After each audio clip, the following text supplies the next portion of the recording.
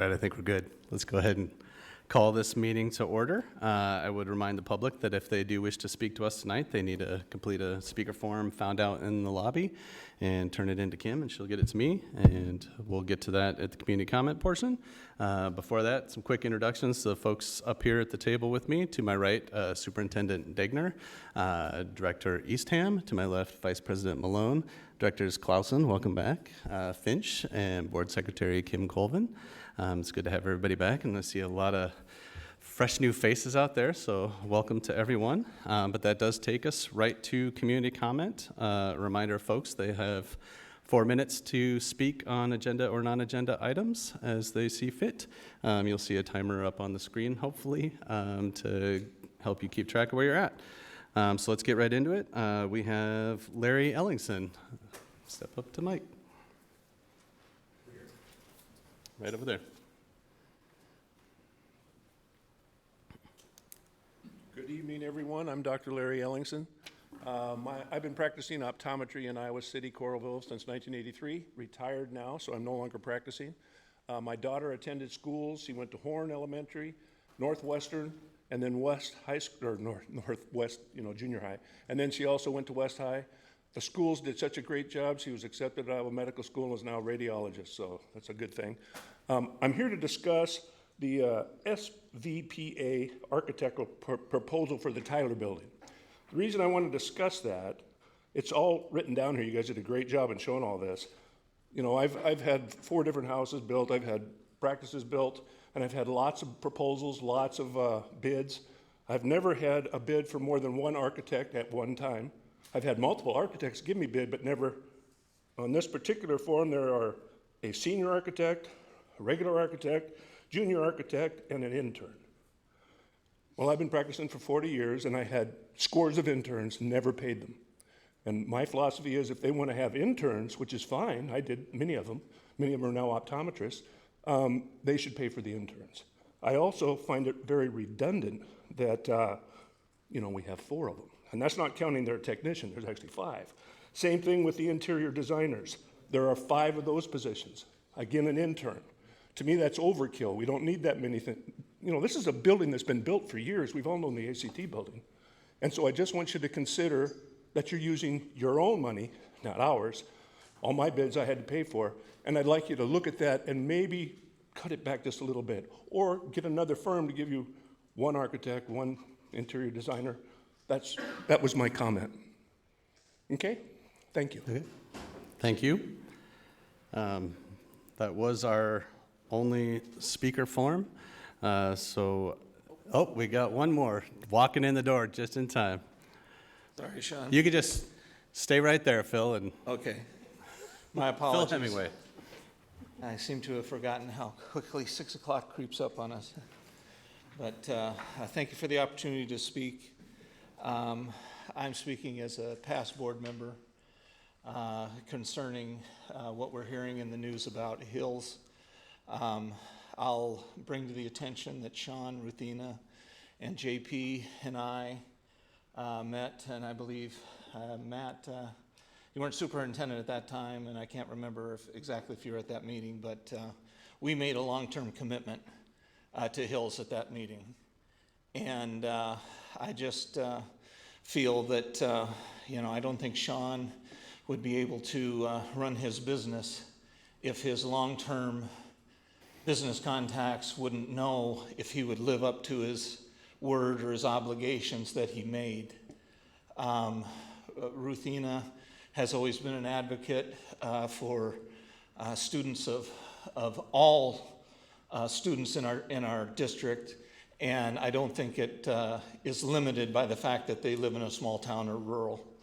And JP, I remember during the discussion on magnet schools, how you spoke so eloquently about a Hills Ag magnet, and I thought that held so much promise. And I know you're all people of integrity, and you don't want your reputation or anything tarnished, but I am really concerned when I hear that there's serious discussions about abandoning Hills after what that town has done to remedy its water issue, which I know Tuette made a big fuss about when she was here to bring up history. But we have to have a long-term commitment, and we have to stand by our word. It's nothing that can be enforced in a court of law. It's only the things that you have to live up to. And it's a walkable community. They're constructing affordable housing right across the street from the school. My God, aren't we all worried about affordable housing for people? And that it's a walkable, bikeable town anywhere in that town. So in the strongest means possible, I urge you to stop these rumors. Give the town of Hills, which has been on the razor's edge for far too long. It was left out of the original big bond issue, but we said, we're going to get you, we're going to catch you up. And we went down there and we said, we're not just going to renovate it, we're going to do something new and bigger and better. And I truly hope that you will live up to that, and you will do that, because it deserves it. And, we are a community of large urban areas and rural areas. And we cannot clobber a small rural town that we have on many occasions said we are going to stand by and support. So I just want to, like I say, in the strongest terms possible. And Matt, doggone it, we couldn't have had the ag approval and FFA in this district without your help. And this is exactly the community. And I know when we were on that committee how you spoke about kids in small towns and the opportunities that ag education and FFA brought them. I know you know in your heart what that means to those kids. And we need to stand by that community and stand with them and not stand against them. And again, thank you for the opportunity to come and speak. You could have easily cut me off, but I appreciate that, Sean. And I just hope that you will seriously live up to the commitments that we have made and everything there to that community. Thank you. Thank you, Phil. Pleased to squeeze you in there. That does take us to our next item, which is just approval of tonight's agenda. So I'd entertain the motion. I move that we approve tonight's agenda. Second. All right, Kim?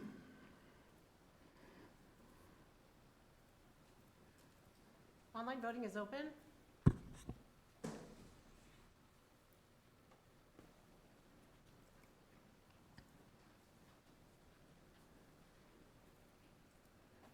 All votes have been cast and the motion carries with all directors voting in favor. All right, thank you. That takes us to our consent agenda. And I actually had one of the questions on the bills and got a response that I think was sent to everyone just on the funding streams for our HRS conference for some of our folks. So I was glad to get that response. Were there any other bills types questions that directors wanted to bring forward? No. All right, as we look at the agenda, we are going to, I'd entertain the motion minus Appendix 9 because we do have some schematics to look at and some other talking to look at on Appendix 9, so we'll pull that. Are there other items that directors would like to pull? I'd like to pull 5 and 10. 5 and 10, and I already mentioned 11. Is there anything else from directors? All right, I'd entertain a motion for approval minus items 5, 10, and 11. So moved. Is there a second? Second. Kim, ready to vote? Online voting is open.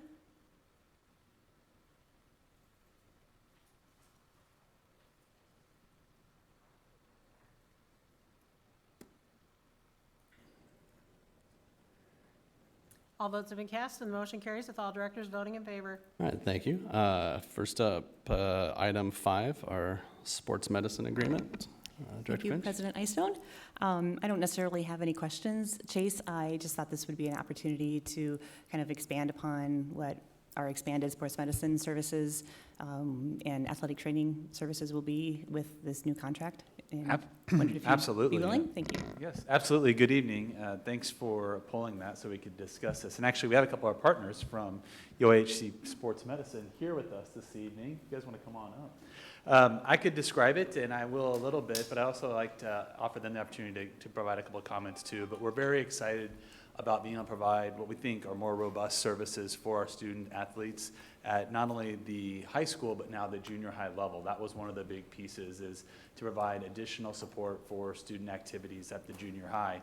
In addition, for us to have enhanced coverage when we have events, not only in the summer, we've ran into a lot of concerns in the past about lack of coverage at baseball, but then also the schedule doesn't fall, so we only have one sporting event per night per school, and it's hard for one trainer to be in multiple places. And so through this new partnership with UIHC, we believe we're going to be able to provide better medical care support, and training support for our student athletes. But I turn over to hopefully our new partners after the vote here from UIHC to make comment as well.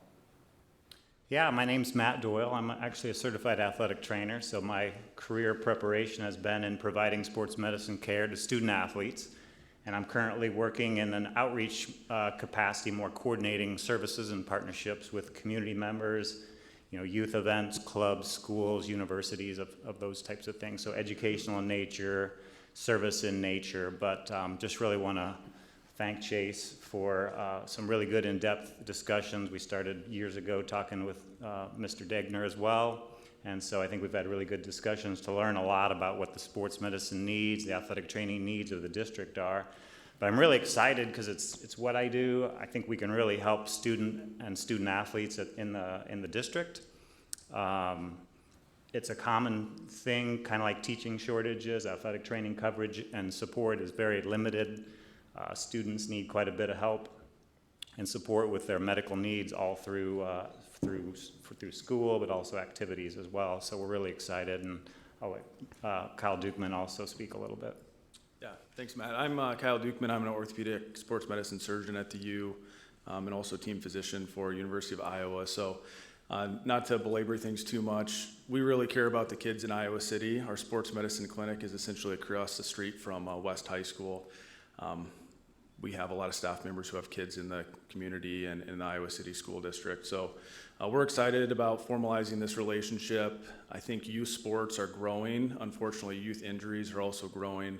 Things like concussion and so forth are challenging problems that we're seeing in elementary and junior high athletes, and we really want to extend care to those younger athletes, provide services that allow them to get appropriate physicals and so forth, regardless of insurance status. And we're hopeful that this relationship will broaden those services for all the students and athletes in the Iowa City School District. So thanks again.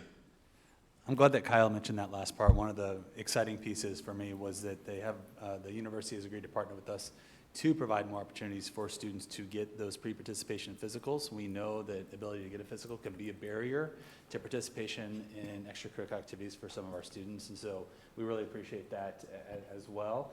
And as I put in the last sentence, there's no fiscal impact to the district, and that's always great when we have community partners that want to partner with us and truly show they're in it for the good of our school district, which has been demonstrated so far. I mean, we truly do appreciate that. Thank you. Thank you. Thank you, Chase. Thank you, gentlemen.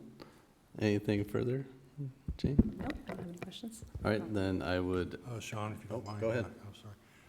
So Chase, will this change have an effect upon our ability to provide physical athletic support for men and women?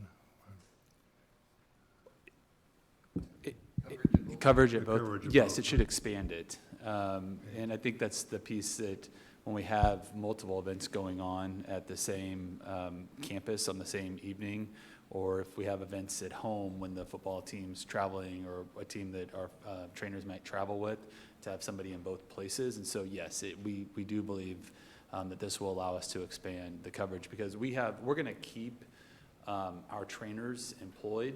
Currently, our athletic trainers are employed by the district under contract, and that's not going to change.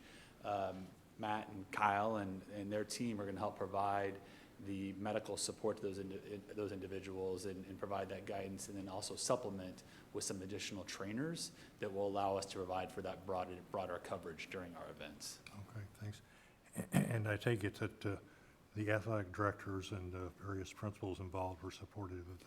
Yes, we've had multiple conversations and have worked with them in trying to bring this to fruition. Okay, thank you.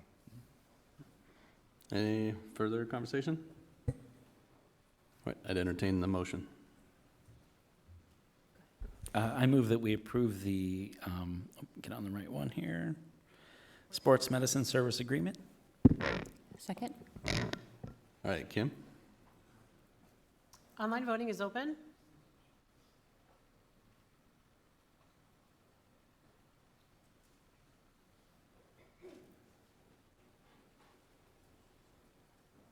All votes have been cast, and the motion carries with all directors voting in favor. All right, thank you. Next pulled item is item 10, the Sbpa architect's proposal for the Tyler building. Thank you, President Eystone. I just wondered if we could address the concerns from the community commenter tonight about the list of the hourly rates. This isn't necessarily that we're doing all of these at the same time, correct? This is just a menu for what their hourly rates are, should they be used, correct? Okay. Yes, and it's a pretty common practice, and actually it benefits us because rather than paying one maybe blended rate or whatnot, then we see which each individual their rate is, and so if they have someone that is newer to the organization that bills at a lower rate, that's what we're billed, and so it just provides more transparency from the vendor in terms of what we will pay depending on who works on the project. And we were kind of sidebarring, it's common practice along the lines of a lot of these contracts that we do. Thank you, Chase. I don't have any other questions. All right. Any other questions from other directors? All right, I'd entertain a motion.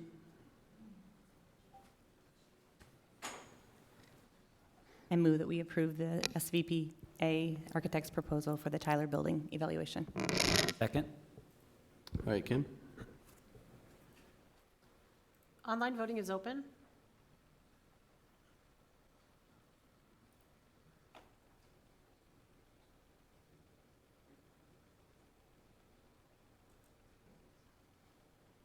All votes have been cast, and the motion carries with all directors voting in favor. All right, and the last one is our Appendix 9. So we're going to take a look at some of our middle school work, and I don't know, am I kicking it straight to Dwayne, or? Yeah, I'll just give a little opening, and then we're going to start with the operations piece. But tonight we had some middle school design work on the consent agenda there for you with different proposals, and we also anticipated that might generate some questions about where we're at in the middle school conversation. So we're going to start with the more operational components of the work with Dwayne and the folks from Svpa, and then we're going to shift to a little bit more of the teach and learning conversation about where that's been and what we were able to accomplish some in the spring, and the work still ahead of us with that. So kind of a twofold approach here tonight, and so thanks for pulling the Appendix 9 so we could do that with you. Ready to go, sir? Thank you. I All right. apologize for technical problems this evening, but our files wouldn't open. But we had them emailed, so I think we're good to go. So I'll just start by saying, like I always do, we talk a little bit. Well, first of all, I'll introduce John Osterhaus, who's the architect from Svpa, who was involved with Liberty High School, North Central the first time we did it, and Northwest the first time we did it. So he's been involved in those three projects, and now involved with North Central and Northwest. So he's going to present to both schools to you tonight. And of course, Colby Miller, the principal at North Central, who gets to go through this the second time. It's bad enough when you do it once, but the second time hopefully it goes a little easier than it did. But they're living in that school while we rebuild it. Always makes it a challenge. But the biggest challenge, and I'll just put it out there, is the pricing and the cost of our projects right now. You approved some projects earlier tonight on pavement, concrete, and some parking lot work that were all, in my mind, over budget, okay? But probably the right price based on today's market. And we're seeing that across the entire construction spectrum, from residential to commercial to schools, industrial, they're all up. A lot of the costs in construction are being driven by energy costs, Energy affects every product that we use, whether it's in the production of the product, the delivery of the product, or the erection of the product. All three components are driven by energy. And I had somebody say, well, what about water? Water hasn't gone up. No, but you know, they got to put it in pipes and send it, use pumps to push it, or put it on a truck. It takes energy. I mean, every product we use in a building takes energy. And that's what we're looking at right now. Is it going to improve? I don't know if it's going to level off. It seems to have leveled off a little bit. But there's two other components to construction costs. The other one is consistency or the unknown. You just don't know what's going to happen. If you take on a project that's 18 months long, what the price of steel and concrete is going to be a year from now. So what are contractors doing? I know because I've been there and done it. You've had your bid. You have to protect yourself, and you make sure that the costs that you're going to be okay. That's not going to drive you into bankruptcy by taking on a multi-million-dollar project. So the expectations of what costs may happen or what may happen in costs is a guessing game. Nobody knows. I think we have a pretty good feel for it. A lot of contractors like myself survived the 80s. In the 80s, this is kind of all over again. I mean, been there, done that, and I've seen those costs go up. So I'm not making excuses. I'm just telling you that the market out there is affecting us in an adverse way. The other component to the construction market right now is finding adequate labor, construction personnel, qualified crafts to do the work. And those that are out there are demanding a premium. So that's affecting the cost as well. So sometime between now and the time we actually award these contracts, we'll have a better feel on the cost. Right now, I would tell you that all three middle schools are multi-million dollars over budget. I'm just telling you, 2-3 million, more than we planned. So Jason and I and Jeff and I have been working on a plan that we're going to delve into and maybe doing some restructuring down the road. We'll see how to make these costs to keep our overall budget in line, because we owe it to our taxpayers to get it at the best price. So we'll hear more about that in August, September, okay? But I just wanted you to know, and so you can ask me all you want about the budget, but all I can tell you is that it's through the roof, okay? All right, so we'll start with John. And John, hopefully you recognize your own file names on here and you can pull them up and talk about them. Do they look familiar to you? Well, I wasn't the one who put these together, but let's see. One of your interns? There's some on the desktop, too. Do you? North Central. While they're pulling it up, I just want to acknowledge that Principal Fitton's here in the back too for Northwest. And so Colby's been through it twice, and obviously Kimberly is working through this first time at Northwest as she's getting onboarded there. But thankful to both of them being able to come. You going to have her come up when it's Northwest? Okay, great. Go ahead, John. Yeah, so we'll start with North Central. Both projects are looking at about a 50,000 square foot addition, about 10,000 of a renovation as we looked at support spaces such as the kitchen and cafeterias to be able to handle the additional sixth grade class. This is the site plan for North Central Junior High, and you can see it looks a lot different. You can see the darker pavement here. That's the existing pavement. So we really are looking at improving, adding additional parking here to the southwest, and also adding this loop that starts about, it currently ends about here. So we're going to continue this loop around the building to improve the flow of traffic. Yeah, there's a little bit of site work that is a challenge. You know, grade over there is, it drops off fairly steep. So we, yeah, we'll show you here what the building looks like. First floor plan, we're looking at a 2-story addition off to the west. You can see how it ties in with the existing, shown in the kind of the gray. We have approximately 20 additional classrooms, and then support like special ed and art rooms that are going to be included in this. There's also updates to the admin office with counseling and Well Child Center, and then renovations to the existing cafeteria, you can see expanded here in the blue, and then kind of a servery. This servery is more, you come into it and you can go to multiple points and then you get out. That's kind of like how the Liberty High School is operated, and it's going to handle this additional students much better. So you can see that in red. Second floor, just additional classrooms. Red areas here are renovation areas. The blue is kind of all new, and got some art rooms on the second floor, and you can see how the building will circulate with the yellow. And then this is a 2-story cafeteria expansion that you see there. And the loading dock, the other thing that was a change here, if I go back to the site plan. Currently, all the services come in this point, but with the building going there, we have relocated that back here. So this will have a dock and your trash enclosure. So it's a better spot to handle all that. It's out of public view mostly, and so that's another kind of key change to the building. The exterior renderings, I don't know if I can zoom in on this. Oops, that's not zoom. Oh, here we go. Let's see.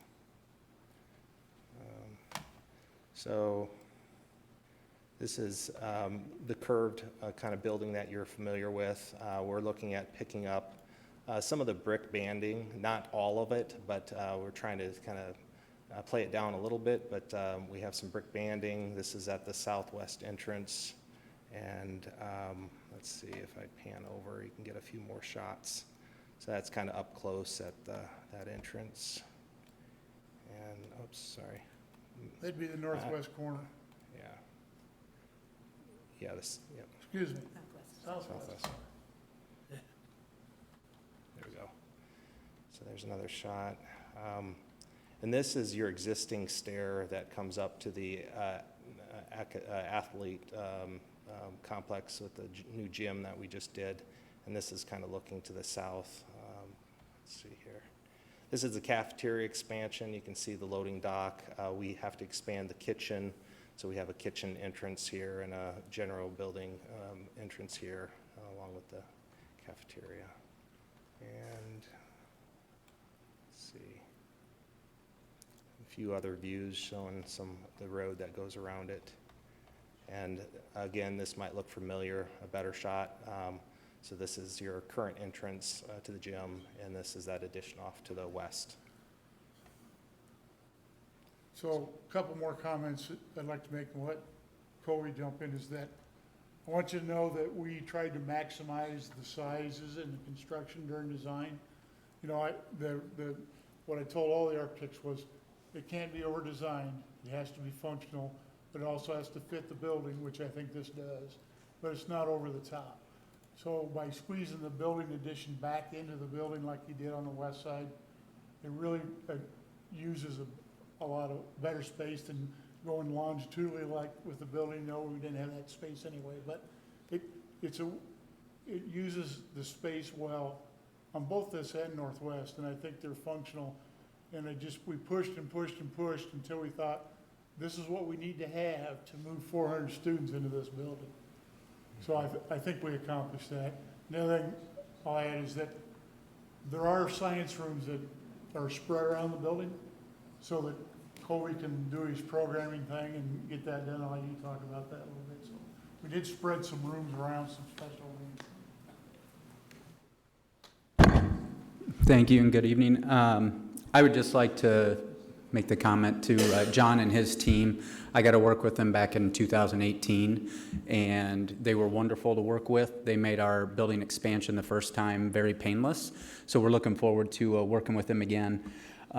3 things that when I brought this up with my staff that we identified as priorities were more teaching spaces, obviously with bringing in 300 to 400 kids. Our common area, particularly our cafeteria and our kitchen, being able to accommodate 300 plus kids per lunch was a necessity. And then also our parking and our flow of traffic. If you've been over to Forever Green Road at about 4 o'clock, 12th Avenue backs up pretty quickly. So Everything that we brought to John and his team, they've addressed, and we're very pleased with that. We also were happy with the amount of classrooms we're getting, because it's going to accommodate our 6th grade class coming in, but more importantly, I think as North Liberty continues to grow, we're going to be able to accommodate that growth for some years out. So other than that, we appreciate working with John and his team. Any questions you might have? So, Dwayne, I didn't notice any outside study space in your drawings so far. Is that part of your planning, or since the principals are here, maybe they have? Are you talking about exterior classrooms? Yeah. Yeah, we honestly didn't look at that. We've talked on it before, so I don't know if the principals want to. So are you referring to an outdoor learning space? Yes. Our thinking on that is that's only temporary throughout the school year. So our top priority was having an indoor space that can be utilized 24/7. And we felt anything outside, we can make work in some informal settings. So for example, nice days in the spring or in the fall, teachers will just, I think, organically take their kids out to read or to do, some group interactions. But we didn't feel it was a priority to put money into a space that we wouldn't be able to utilize throughout the school year all the time. There were some real challenges with the site too, because parking is really tight on the west side. There's an athletic field. We purposely tried to stay away from that. But the whole southwest corner of the building there's some green space, and if you caught it, they were going to reconfigure that parking lot. So we focused on the functional part of it. To be honest with you, we just didn't put a lot of time or thought into that. So, and Ben has a plan for the whole district, and part of that plan is we're slowly bringing these classrooms on because we only have 9 grounds crew to maintain them. So we're trying to see how much we can do at a time. So Ben does have a plan for all the schools. That's what I was going to reiterate, Charlie, is that we do have a comprehensive plan about how we look at that on all the campuses. So while that might not have been a focus of this particular middle school design, I know that's a priority for us to continue to look at. And I think Colby did a nice job of talking about how our teachers informally use that space when it is there. And our secondary campuses sometimes have the luxury of having a little bit more of that space or accessible space. But I would go back to kind of what Jeff said with our grounds crew and looking at those overall outdoor classroom space areas. That's, I think, where our focus has to be, not in this particular expansion project in this one. Thank you for your explanations, and I think they're very well thought out and valid. But when students start yelling at me that they don't have outdoor spaces to do their work, I hope everyone is still here. Okay. I just had a question. First of all, it's beautiful. The exterior is beautiful. I'm sure the interior will be just as beautiful. You showed a second entrance. Is that something that's going to be accessible during the day? And if so, is that a secure entrance, or how will that work? Yeah, it will be secured, and it will not be an entrance. That feature, you can see my hand here, it's right on that corner. And so it's a circulation. That's the one additional stair we're adding. And so no, it's not going to serve as an entrance during the day. Okay. One other thing, Jane, too. We currently have a second entrance into our second gymnasium right now. And that is a secured entrance that you can only get in through being fobbed into. So that other entrance that they'll add will be the same.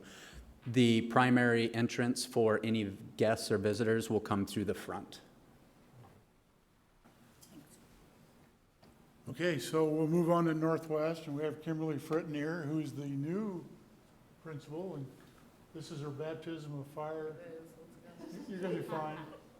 So there are some challenges at Northwest, if you can find that and pull that up.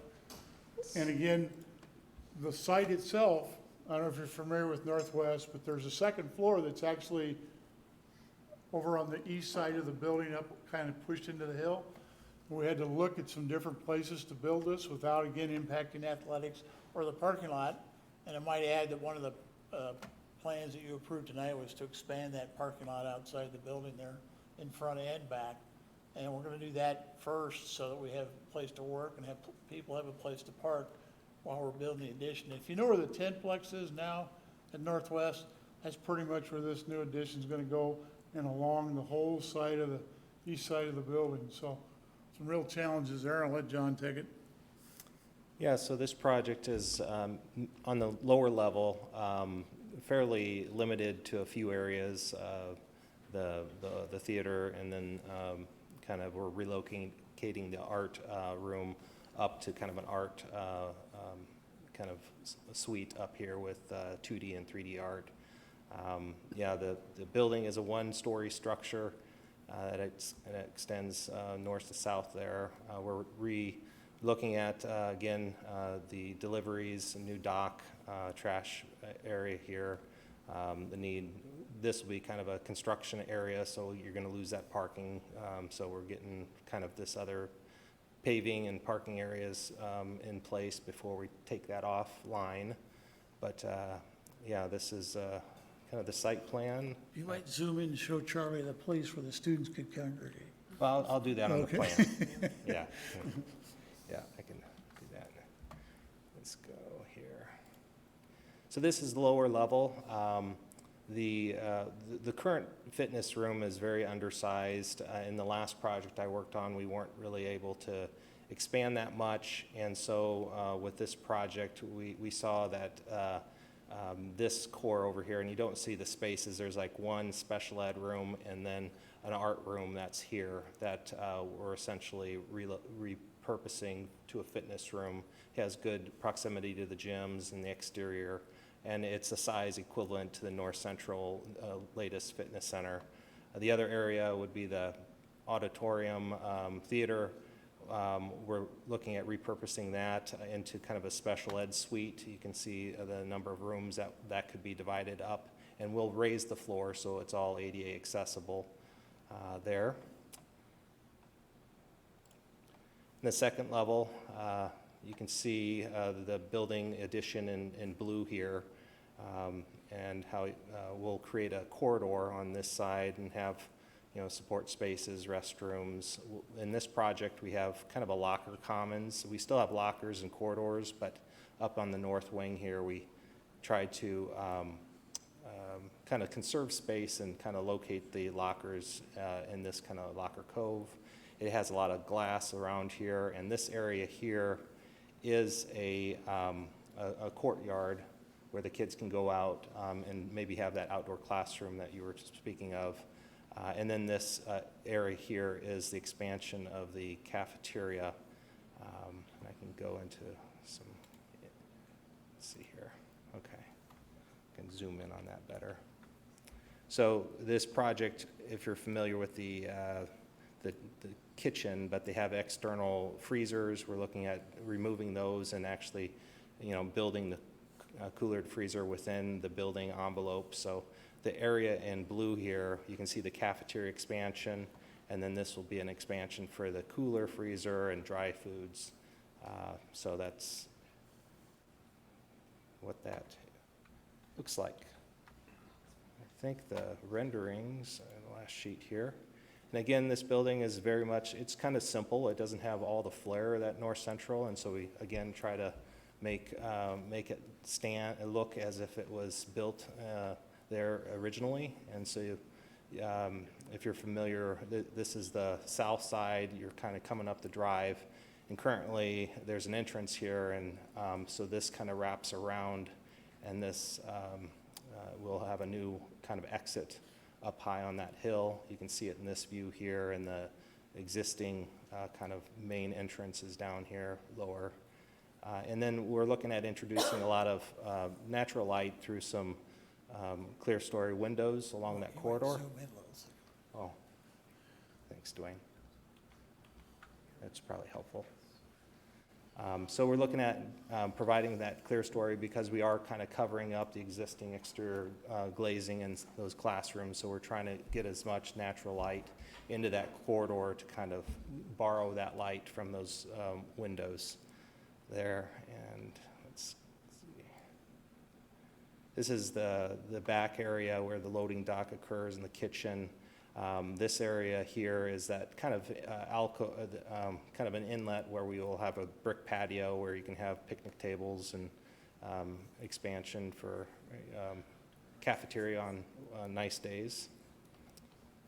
And here's just an overall view of that. And I think there's one more shot up here. Well, I think we looked at that. But, so that is Northwest. Kimberly. Good to see you in person. So in my 0.2 seconds at Northwest, one of the issues that we're seeing is like just space, right? Leaving the Templex and getting into the building. So what I like about this is all of the classroom space and also transitioning to middle school. If you've ever worked in one, 6th graders are super terrified to be in the same hallways as 8th graders, and this design gives them their autonomy and their room to grow. I think that's super important when we're talking about development and even like the future ready learners. When we did that aspect, being able to add community to that, the way it's spaced so teachers can finally move to that team teaching model and to provide them what they need. So it's like with the construction of the building, the maturation process of the students and the staff is allowed with that. So I really like that. I also like, whereas you ask about Colby's outdoor innovation space, that's already at Northwest, so we get to really maximize that and be creative with it. My favorite part about this construction is the ability for Sped to then collaborate and really do some great things to serve those students that have exceptionalities, right? To be really good at that and to beef that up. So I like it. It looks great aesthetically. I have the honor of being a principal of a community school, like a school that's right in the neighborhood. And so that's awesome too. That's a great opportunity to collaborate with some of the businesses that are already there. So I like it. And now I wish that I had you come out and do this presentation for me. It lands a lot better than the Zoom. You did a really great job. Thanks. You'll come back. Okay, with that, would answer any questions you might have. Just one question. Northwest, so just because I was a paraeducator there and lunch was one of my duties, and so are they going to be able to serve everybody on the same floor now with the cafeteria? Yeah, we do. Let me bring up that We plan. actually did that with the last renovation. Okay, so The- that's the all old- The old good. multi-purpose room is now orchestra and music, Great. and we Yeah. expanded the cafeteria, now we're gonna expand it again. So both schools, we were aiming for about 450 seating at one time. So when you have 3 shifts, it should easily accommodate those various, yeah. Awesome. You can come eat lunch with us. Yeah, I'd love to, for sure. I love all the aspects that Principal Fenton pointed out with the separation of the 6th graders and the team aspect, and I'm loving the natural light. That building needs it so much. I did have a question about the Little Theater. I know there's a lot of people that are really sad to lose that space. Is there going to be something in the building that will take its place? The only answer I can give you is there's 2 nice gyms now where they could do programs. And that's where most of the schools do their programs, so. It allows us to be more creative and maybe give kids a lot more opportunity to build set building. So there's the opportunity to collaborate all over. But there's no. You can't. Just wanted to ask. Okay. Yep. Thank you. The other, he mentioned the fitness room, and he can scroll up a little bit. The new fitness room is going where the art room existed. So we were able to create 2 new art rooms at the north end of the new addition and use north light. And so they'll get 2 rooms to accommodate all the extra students. They definitely needed a new art room. That's great. Okay, I think Mr. Proud's up. Great. All right, so thank you, and now we're going to kind of shift gears a little bit, and it actually ties in nicely to what we're talking about there as we were discussing the art room and some of the different pieces. I wasn't going to put the slides up at this point, so I'll just kind of speak to it from there. We have some slides we'll share later on. But just to give you a little idea on just some of the work we've done from the teaching and learning side, I'm kind of transitioning roles here a little bit, but some of the work that we had done previous to this was as we started all these conversations about the building, we also needed to have conversations about what was going to be happening instructionally, what was going on in the classrooms, what are some of those pieces. So we've really begun some of that work and met with the principals and the different groups along the way. So we'll just give you a little bit of an update of what that looked like. As we had the opportunity to talk to principals, I mean, some of the things that have been great priorities, and you can see it in the design as well, is just prioritizing educational experiences. How can we give our middle level learners, our 6th through 8th grade learners, many opportunities to experience different things in education? And that became quite the priority for us. It came up in almost every conversation, whether it was with administrators, our curriculum coordinators, or the teams of teachers that we talked to. How can we provide more opportunities for kids to be in classrooms and exploring different things, especially at this age group, before they get to high school, and they are starting to choose a little bit more of a pathway. So what can we do there to help that? So that's something that we continue to look at, and I think it's noticed in the design as you look at the flexibility of some of those spaces. That way we can really do some things within the the design of the work. So we had the opportunity, we worked with our principals, as I said. We had a number of conversations related to that. We had then moved on to some meetings with our curriculum coordinators, because one thing that's unique about this in our current setup, we're set up even with our coordinators as K-6, 7, 12. So we had to talk on both ends of the spectrum of our coordinators of just what does that look like for different things related to instructional minutes, what it looks like related to some of the offerings that we may want to be considering, because what specials look like in an elementary building versus what electives look like in a junior high building.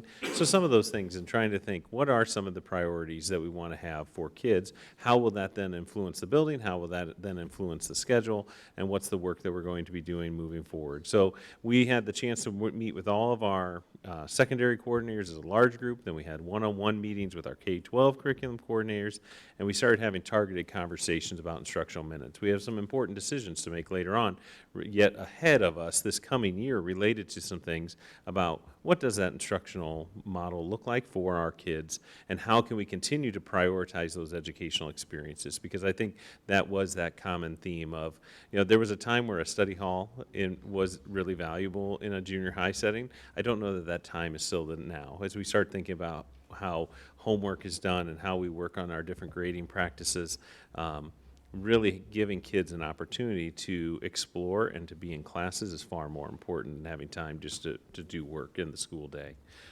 So, as you can see, there's a lot of effort and time that went into the construction meetings that tie into this. We also had the opportunity at the end of the year, we met with over 40 staff members. I know that feedback from our staff is always important. We had an invited group. We worked with the ICA to invite teachers. We had teachers who volunteered. We had administrators from the elementary level we even had a high school principal there with us. And we really went through kind of a list to help guide our work going forward, looking at, what are some of the concerns or fears that you might have in this transition? Because for a lot of people, this is a big change. If I'm currently a 6th grade teacher, I may have some anxiety around what this could look like going forward. We also talked about what their hopes were. What are you hoping in this? And again, some of those same themes came out of what we'd like to experience for our middle level learners. And then what are the big questions? And that helped guide some of the work going forward. So it really provided us with feedback and ideas, and then also kind of guided some of the work going forward of what this group's going to continue of kind of having our 6-8 configuration team, but then also there's some logistical things now in my new hat of working in the HR side of some negotiated agreement things that we'll need to work through. So we have some pieces there. So that was some great feedback that we were able to receive. And then, we do have some really big curricular decisions up ahead, and those are some that we're working on in a collaborative team. We've had the opportunity, Lucas Potacek, who is going to be kind of transitioning into that executive director of secondary schools. We have Eliza over there in the front in the elementary role, Carmen Guinagale, who's going to be in the curricular role, and myself kind of working through what are some of these pieces related to instructional minutes. If you think about currently what a 6th grader is getting for literacy or language arts and reading instruction versus what that would look like in a typical junior high setting, those are different. So we need to think about where does that fall? What does that experience need to look like for our 6th graders? So we're still prioritizing reading and math instruction in the way we want to. But thinking about then how does that influence the overall schedule for kids? I don't know how many different ones that Amy and I have penciled out at different times of what that could potentially look like. But we want to continue to get feedback from those work groups that we've already established. What could this look like? And then having those conversations back of how that fits into the agreements that we have in place as well. Elective, specials, exploratories, all those things, what are those offerings? Are there some things we need to expand on? Are there some areas maybe we're falling short at the middle level that we want to look at? Is this the opportunity? Because I think one of the guidance that we've received and we've heard loud and clear from different leaders in the district is, we don't just want to add 6th grade onto this and have it look the exact same. This is a really good opportunity for us to, what is a high-quality learning experience for our 6th through 8th grade students, and I'm consciously talking about is 6th through 8th grade students because, when you mention middle school model, that then also kind of gives different people different ideas. I mean, that's a question we need to look through, because what would that look like? Because when I think of middle school model as a former assistant principal at a 7-9 building, that may look different than someone else who's worked in a middle school as well. So what are those look like? What does that mean for Iowa City schools if we're going to call it a middle school? Is that teams? Is it some of those other pieces? So those are instructional kind of curricular decisions that we're still kind of working through, and we want to make sure we're getting the appropriate feedback on. And there's also some staffing questions that surround all this. Like I mentioned earlier, when you have 6th grade teachers like, okay, where am I going to end up working, right? What does it look like if I don't want to teach at the middle level? What does it look like if I do? How will that be determined? And where's my certification play into that? So those are some pieces, too, that we just need to work on with our staff going forward. So those are some of those important decisions and next steps for our team. As I mentioned, we do have kind of a core planning team, the individuals, Eliza, Lucas, Carmen, and myself. They're going to get together every other week kind of working through this. Lucas has actually put together a really great document they shared with a lot of the leadership team related to what are some of those critical pieces that we just need to keep working through. So getting those critical pieces and then getting that feedback and dialogue circle going throughout this time.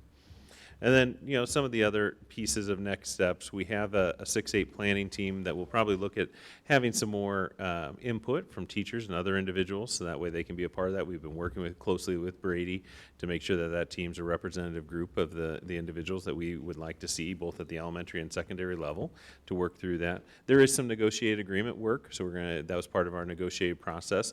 We do have a work group that's established because we need to look at, because right now, if you look at what an elementary teacher and a junior high teacher have related to prep minutes and what their day looks like, it looks different. So we need to kind of marry those two things and look through that and have it then operate nicely with the schedule that we think is best for our middle level learners. We have some survey opportunities so we can get some feedback from parents and staff that we're looking to get that out as well, so help drive some of those decisions and some of the work and provide the feedback we have. Lucas is going to take on, this will be a great opportunity for him to do some in-person conversations with students about what they would have liked to have in their middle level experience, looking at some of our 8th graders who have kind of been a part of it for a little bit, potentially even some 9th graders, and him and I have talked about what that would look like. That was something I was looking forward to doing, but now that we're making this transition, he'll get the chance to talk with kids, because talking with kids is always the best. And then, just kind of continuing to have some open meetings with our ICEA related to some of the staffing things, because they're just, whenever you have a major change, and this is a significant change, we're talking about, 12 to 1,400 students, whatever it ends up being, going to different buildings, and that has some change along with it. So just kind of having those opportunities for staff to get some questions answered or be able to get some information as we work through, what that's going to look like going forward. So you can see there's a lot of work that we've done and a lot of conversations have been had, but we do have this is going to be a very important year for this side, the teaching and learning side of the work now, especially now that they've got these plans moving forward. We have some significant work and decisions that we need to work through there. So that's all I had for that piece. If you have any questions, happy to entertain those, or I'm sure Amy or others would be happy to chime in. I'm looking to see if folks do have questions. I will say, we are getting a little off from where we should be probably as pulling Appendix 9 from our agenda.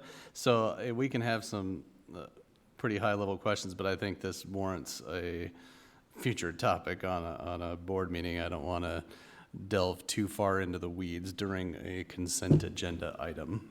But no, I think that makes sense, President Eystone. Part of it was, I think we just wanted to try to connect the dots to why the spaces are the way they are for what we know right now, and based on the work that happened in the spring. And so trying to do both of those simultaneously obviously is a challenge, and we're on a tight timeline. And so we just wanted to add the perspective around the work that others had done about that it did inform the design, because that was something we were very transparent about, that we really wanted the curricular conversations and the teach and learning goals to drive the designs as we approach those. And so I think Nick did a nice job there covering some of the ground that we've treaded, and then some of the questions that still have to be answered. But you're right, there's some of those topics that wouldn't be appropriate to dive into in great detail now, but I think that was the theme of why we wanted to connect the two this evening. Yep, and I appreciate that, and I don't want to stop anybody, and I know Charlie was getting ready to talk, and I don't want him to lose his thought, so go ahead and ask what you wanted to ask, Charlie. Well, actually, what I was going to talk about is exactly what you said.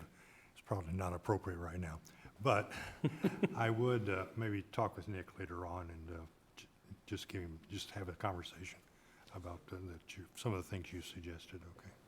I would suspect that there'll probably be a work session or something along that lines before too long for the whole board to work through some of this as well. Yeah, we'll probably need to have some regular updates throughout the year on this one, especially as we work through some of those different issues that Nick outlined this evening. So I think we'll be coming back around this topic several times. So I don't know, did you have more, Nick? I don't mean to stomp all over everything, but I want to try and keep this in line. Yeah, he's good. All right. So with that, I do need to entertain a motion for Appendix 9. I move that we pass Appendix 9. Second. Any further conversation? All right, Kim, ready to vote? Online voting is open.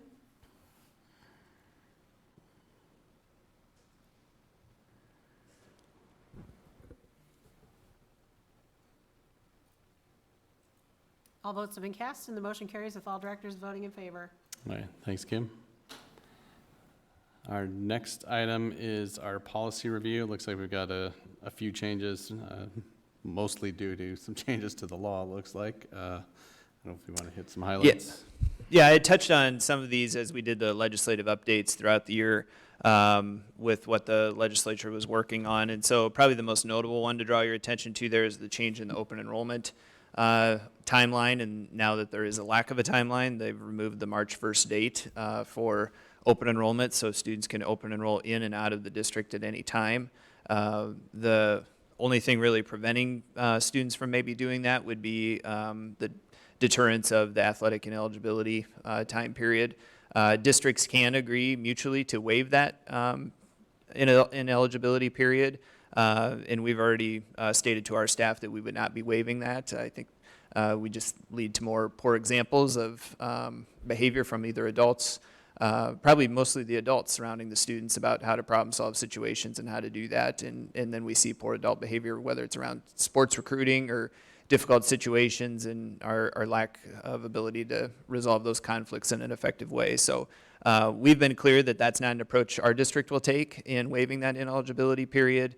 But I do think that you're going to see a lot more movement in and out of the district as a result of this, and when things maybe hit a road bump with different situations, people are going to have greater flexibility to do that. So there is still language around some of that athletic ineligibility that would waive that ineligibility period, you know, for a bullying and harassment issue, for example, the student wouldn't be penalized for something like that. But that is on there, and so you see the open enrollment transfers for sending district, for receiving district. Graduation requirements is another policy primer in front of you there that talks about the FAFSA and our need to make sure that we're educating students on how to complete the FAFSA. And then student health services, most of that policy language is as a result of some of the COVID dynamics in the political sphere in Iowa here recently. And so that was a piece of legislation that was passed primarily with that influence. Guess I'd ask if anyone has any questions on any of them. I would say, as a parent who's had to fill out the FAFSA recently multiple times, I went to a little workshop on how to do it, and I still struggle. So I'm kind of all for that, having that put into place somewhere, right? I don't know how you make it happen, but I think that's definitely a good thing. I have different feelings on the open enrollment changes. But.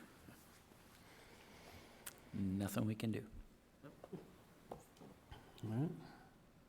So I assume we'll have to take those up in an action at some point, right? Yeah. Do we need to, I don't know if these small changes need to go to P&G necessarily ahead of time. we didn't really feel comfortable waiting for the P&G meeting in August, knowing that the open enrollment stuff is really upon us now, and that is the law, so our policies are really not current with state law, but we thought, even though knowing that, we would still do a couple review time session with you here. We'd put it in front of you this evening and then again in July and ask for your approval at that point once you've had a chance in case you get additional questions or wanted some additional time to think about it. They just kind of came to us through email that here's your policy primer, so we still tried to follow our process knowing we'd have to adhere to the law in the meantime. Appreciate that. So we should expect to see it again. Yep. All right, let's go ahead and move on to our action items. First up is our Ombuds office charter, and so we have a little presentation. Yeah, so funny thing is the rest of our meeting might not take as long as the consent agenda tonight, so, but we did want to give Janet some space to talk a little bit about her charter. Janet's done a great job for us of not only assuming this role and the duties and functions of it, but creating a structure for us on how to have an ombuds, because that's not easy, and there's not a lot of examples for that, especially in Iowa. So she's done a tremendous amount of professional learning, a tremendous amount of connecting with other mentors in the field that have worked through creating a charter and standing up an ombuds office, all the while being an ombuds for us and taking in concerns and trying to do conflict resolution. So really what you'll see in her charter, what I think she'll talk to you about tonight, are kind of some of the basic principles of what the ombuds role is, and then form, function, process of how the office works. And then, of course, we are seeking your approval for that tonight so that we have that in place as we start the next school year. Again, just a lot of thanks and credit to her for working all this simultaneously while also fielding concerns, complaints, issues that were coming through the district at all the while during the school year. So with that, there you go, Janet. Thank you, Matt. So I am very excited to present the Ombuds Office Charter today. It's something that I started working on and researching right when I started last August. And after a year of doing the job on the job, I felt that I was able to make a much better document after a year's worth of work. So I'm going to first explain the importance of the charter, why it's important to have the charter, the steps I took to develop that charter, and then I'll go through each section and the critical points briefly. So first and foremost, the charter, it's important to have a charter because it's a common understanding, a document that states the common understanding and agreement of what my purpose is, what my primary duties are, what the terms, conditions, and principles on which the office were established and created. The last time I presented to you all, I mentioned that I had a very high focus on establishing the integrity and the credibility of my office, and this is certainly an effort towards that. I want to be very transparent about what I'm doing, what my role is not, and this document definitely helps with that. So in developing my charter, I utilized several resources. The first, a legal guide, and then a practical guide, both written by Chuck Howard. He was the previous executive director of the International Ombuds Association, and I'll refer to that throughout my presentation as the IOA. I also utilized guidance and documents from the IOA website, so a best practices Ombudsman Office Charters document, as well as some K-12 school district toolkits that were on that IOA website. I also, when I reached out to other ombuds throughout the United States, when I first started, this was one of my questions I asked each one of them. Do you have a charter in place, and what was your experience in developing that charter, which was very helpful. I also reviewed example ombuds charters and policies from the following school districts and colleges, and also reviewed and used a sample template that was provided by the IOA as well. And my charter was reviewed by Chuck Howard, who I just mentioned, wrote those two books, a practical guide and a legal guide. He currently serves as an ombuds consultant who assists ombuds develop their charters internationally and nationally. So it was a great resource and reviewed many drafts of my charter. Also, it was reviewed by district leadership, legal counsel. Kim Colvin made sure that it was in line with other board policies and documents, and also reviewed by my ombuds mentor assigned by the IOA as well.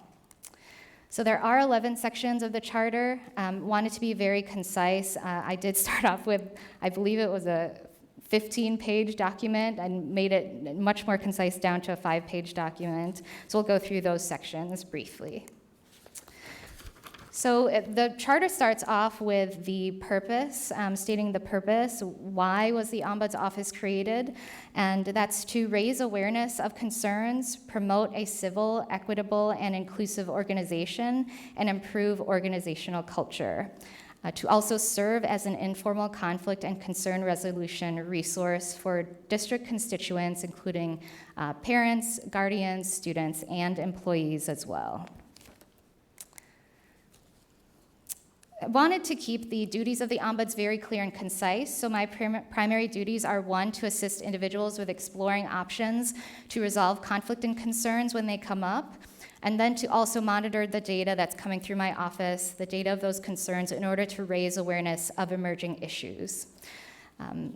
I really like this verbiage in my charter. It's probably my favorite part of the charter because it gets to the heart of my role and the heart of what I do, which is to facilitate outcomes that build trust, enhance relationships, improve communication, and promote continuous improvement. So want to be very transparent in the charter of who the Ombuds reports to. So it states that I report directly to the superintendent. Despite that reporting structure, confidentiality is maintained and is of utmost importance, and that I will meet periodically with the superintendent to maintain that reporting relationship. So it is important in a charter also to state what I have authority to do, so what I do in my role and what I do not do in my role. So I am able to consult with district constituents. I am able to implement informal dispute resolution processes such as informal mediations or facilitated conversations. I should have access to leadership and information, so I should be able to navigate freely throughout the organization and access resources and information that I need in order to carry out my duties. I also am able to decline or withdraw from participation in any concern. That could be due to any conflict of interest, or if it falls outside of my scope, meaning it's not a district-related matter, or if the visitor has initiated a formal process. So I also may access legal counsel if needed. That will likely be very rare in my position, but it's important to state that is something that is under my abilities as the Ombuds. And then managing office operations, that I'll have access to proper budget, adequate space, and sufficient resources to fulfill and carry out my role. Now, what am I not able to do? So in order to function successfully within an organization as an Ombuds and in the best way possible, there are things that an Ombuds should not do. So due to the independence, neutrality, informality, and confidentiality of my role, I am not able to do the following. So in regards to confidentiality, I do not receive notice of claims against the district. Another example, due to the informality of my role, I do not participate in formal processes. Due to the neutrality of my role, I do not advocate for any individual party or entity. I am meant to be that neutral party. And then I also am not able to provide legal advice, make binding decisions, mandate policies, or adjudicate issues due to the informality of my role. I want to be very clear that it is not within my role to direct the organization on what to do or on taking any specific action, nor to direct any individual. And that's due to the informality of my role as well, and that I am not able to receive, review, or process appeals as part of my role. So with the core values, these are things that I keep very top of mind in carrying out my duties whenever I'm meeting with any individual or addressing any concern. These are core values that were adopted from the International Ombuds Association core values.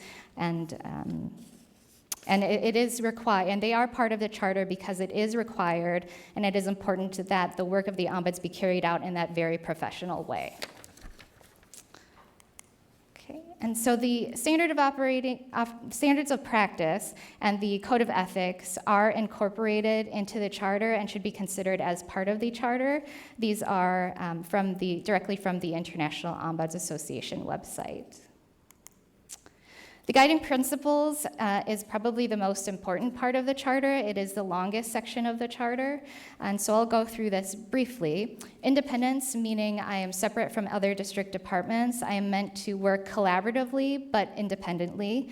That is very intentional so that I can be impartial and neutral, meaning I do not take sides. I'm meant to work collaboratively with all parties and understand all sides of a matter. Informality, I am voluntary and a supplemental resource. I do not participate in any formal processes. Confidentiality, communications are confidential to the maximum extent permitted by law. So that confidentiality is considered the Ombuds, their superpower or our defining characteristic. So you'll see that additional verbiage, there's quite a lot of verbiage under confidentiality. That's to make sure that we're preserving the confidentiality of the office because that is considered our defining characteristic. There are, of course, exceptions to the confidentiality. So any issues or concerns that would fall under mandatory reporting of child abuse or ethics violations under the BOEE would fall under exceptions of confidentiality. Any Title IX or sexual harassment issues or concerns, as well as any imminent threat of serious harm to oneself or others as well. So I will be evaluated annually every year by the superintendent. And retaliation, this section was particularly critical to include on its own, just because often when people are bringing forward a concern, this could be part of their thought in bringing forward their issue is fear of retaliation. So wanted to clearly state in my charter that all constituents have the right to consult with the Ombuds without retaliation or reprisal, that the district will not tolerate retaliation against any individual for utilizing my office, and that the Ombuds' role will be protected from retaliation as well.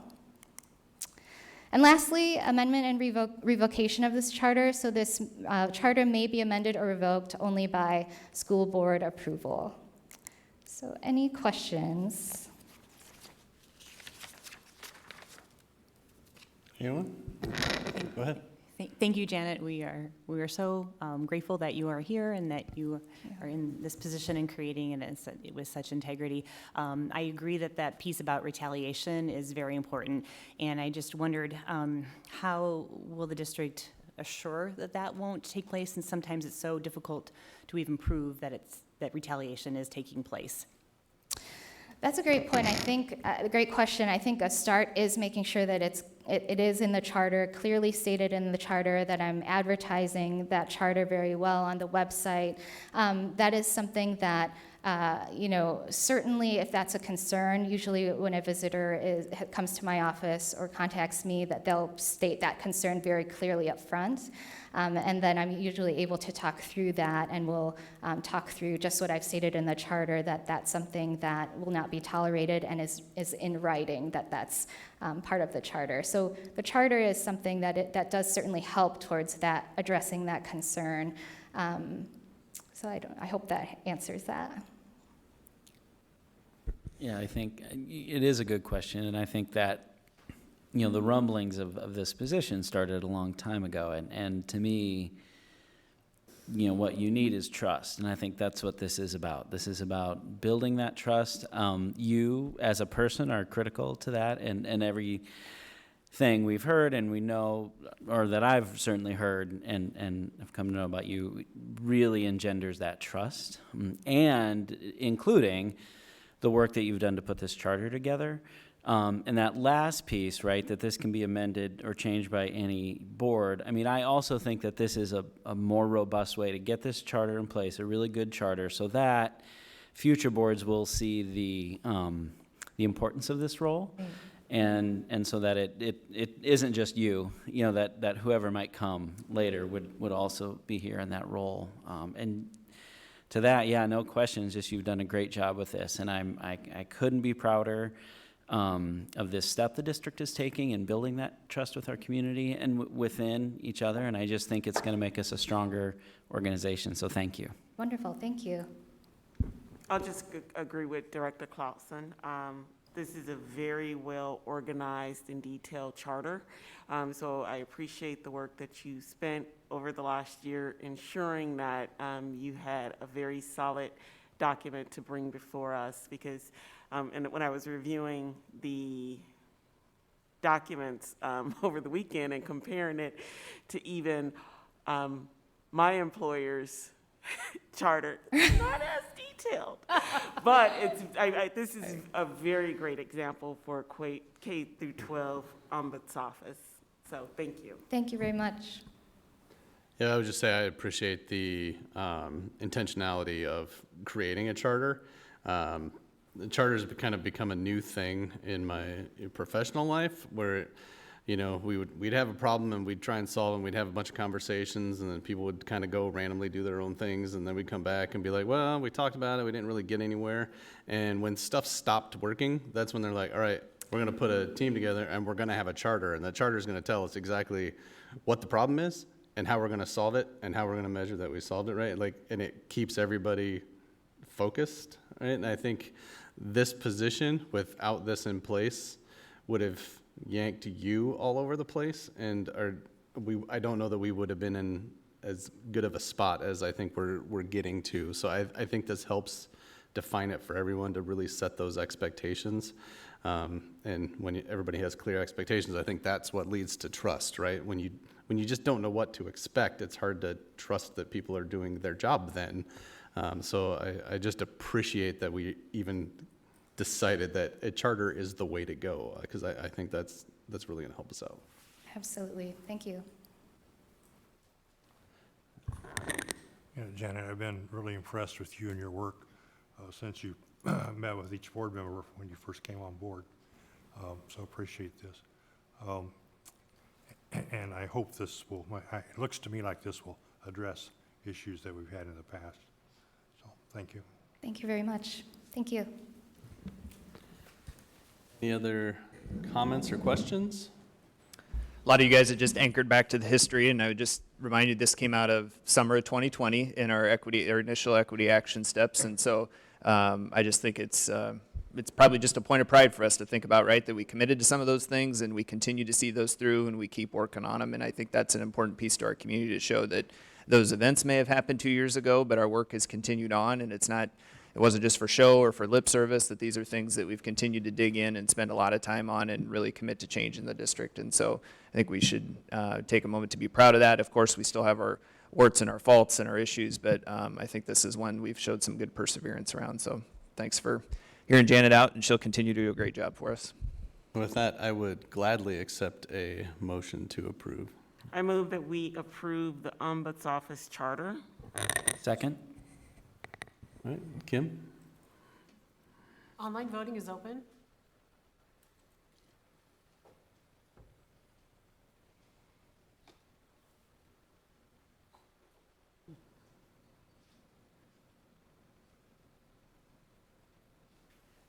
Sure it is. It really is.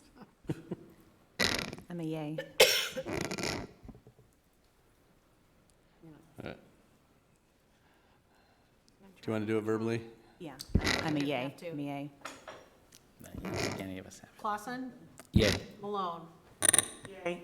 Stone, Yay. Eastham, Yay. Finch. Yay. All votes have been cast and the motion carries with all directors voting in favor. All right.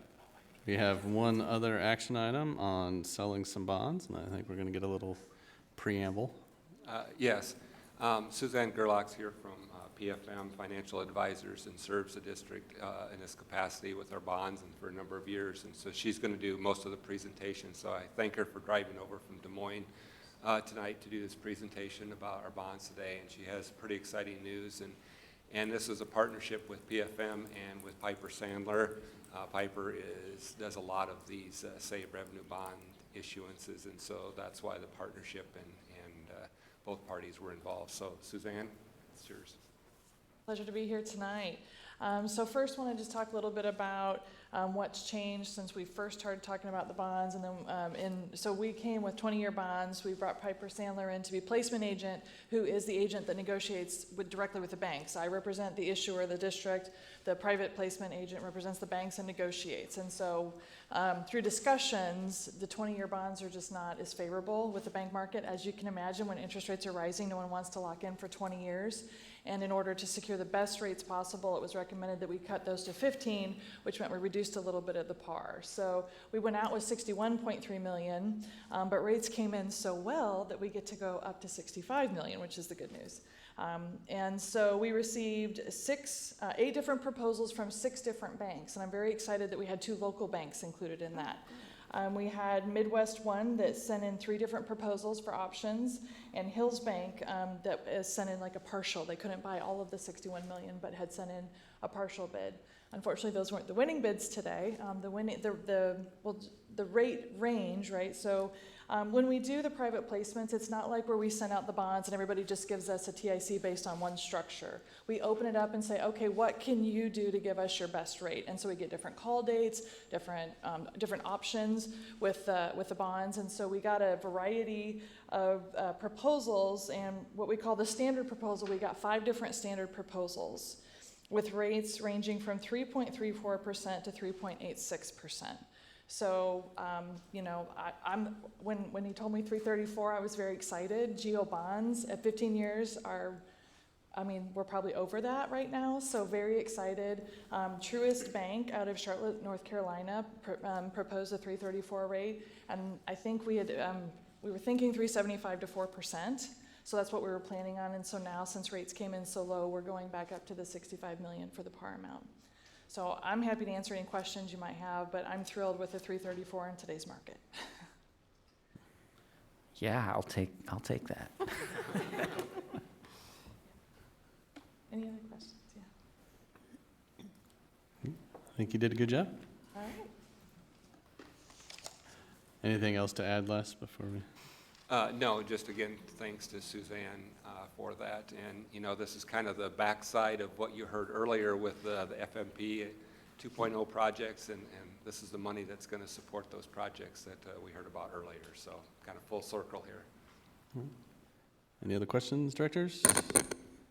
So, Sean, I'm going to challenge you here on the appropriateness of my comments. I would like to comment. Approving this resolution would enable us to do all of the things, or many of the things in the FMP 2.0, including building a school at Hills. So I would at least like to suggest that, in my view, there is majority support among board members. I'm not telling you what your support has to be. I'm just assessing what I know about so far that you've said or done.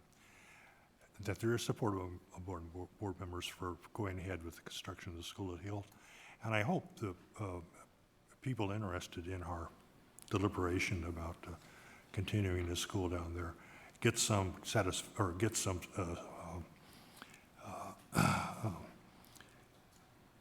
some benefit by knowing, or by looking at what we're doing as a board.